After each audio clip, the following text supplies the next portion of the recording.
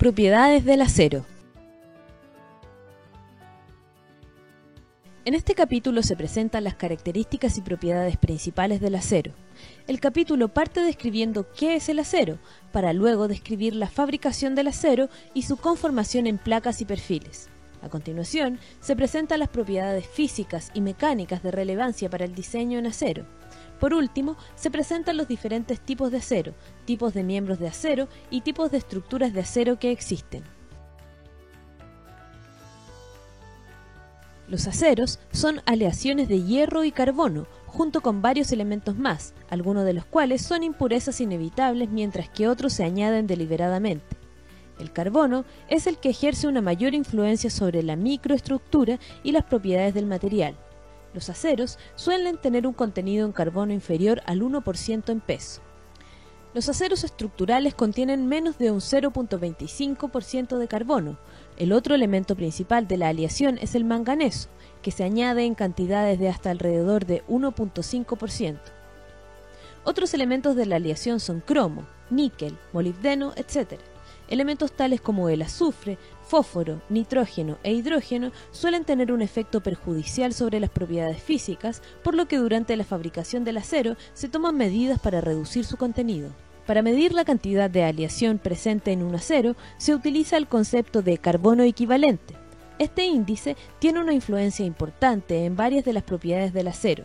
Los aceros estructurales tienen hasta un 0.4% de contenido de carbono equivalente. Los elementos de aleación específicos y sus cantidades determinan el tipo de acero de aleación y sus propiedades particulares. Se muestran en la tabla los efectos de los elementos de aleación más comunes. El acero presenta varias ventajas como material estructural. Es el material de construcción convencional de más alta resistencia. Para efectos prácticos, se puede considerar como un material homogéneo y uniforme. Posee un amplio rango de deformaciones para el que se comporta elásticamente. Si se toman las medidas adecuadas, el acero puede durar muchos años. Tiene gran capacidad de deformación inelástica y resistencia a fractura. Es modular y rápido de construir. Es 100% reciclable. La fabricación del acero se realiza a través de dos métodos: el convertidor básico de oxígeno de alto horno y el horno de arco eléctrico. En la producción de acero bruto, su participación es del 70% y del 30% respectivamente. El primer método adquiere un papel dominante cuando se trata de índices elevados de producción y de la fabricación de acero bajo en impurezas. Los bajos costes energéticos y un amplio suministro de chatarra reciclada aseguran al segundo método una cuota de mercado competitiva, sobre todo cuando se utiliza el horno UHP. El proceso de fabricación del acero es el siguiente. El alto horno se alimenta de hierro sinterizado, producido en la planta de sinterización. En el proceso de sinterización se carga una mezcla de finos de mineral de hierro, cal y coque, carbono casi puro, y se funde parcialmente para formar una mezcla porosa de óxidos de hierro y ganga. El alto horno es un horno de tipo cuba que funciona mediante la técnica de contracorriente. La carga descendente de sinterizado y coque, cargada por la parte superior del horno, es calentada y reducida por los gases de la combustión que ascienden de la zona de tobera, donde se inyecta un chorro de aire caliente para quemar el carbono y convertirlo en monóxido de carbono. El chorro de aire se comprime por medio de un soplante y se calienta en estufas especiales a 1100 grados Celsius por medio de la combustión de los gases de escape depurados del horno.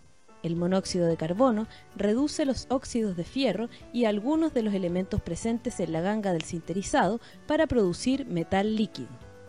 El polvo del tragante del alto horno, que contiene cerca de un 40% de hierro, se recicla en el proceso de sinterizado.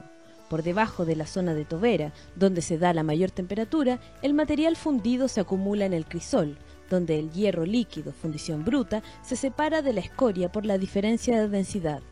La escoria y la fundición bruta líquida, arrabio, se extraen desde diferentes piqueras.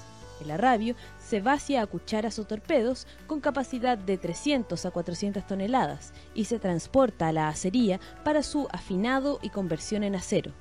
Al final de este proceso, el mineral de hierro sinterizado se ha reducido a hierro bruto en el alto horno.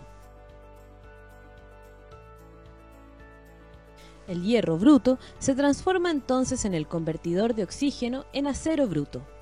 El horno básico de oxígeno o convertidor LD está basado en la inyección de oxígeno a la colada de metal líquido por medio de una lanza. En el convertidor se cargan chatarra y cal para enfriar la colada y eliminar el fósforo, el silicio y el manganeso. El convertidor está revestido con una capa refractaria de dolomita o magnesita. El oxígeno quema el carbono como monóxido de carbono y gas carbónico, que se recoge en el cañón de chimenea y se limpia de polvo. Los elementos, manganeso, silicio y fósforo, se oxidan y combinan con la cal y el óxido de fierro formado por la oxidación de fierro para formar una escoria fundida.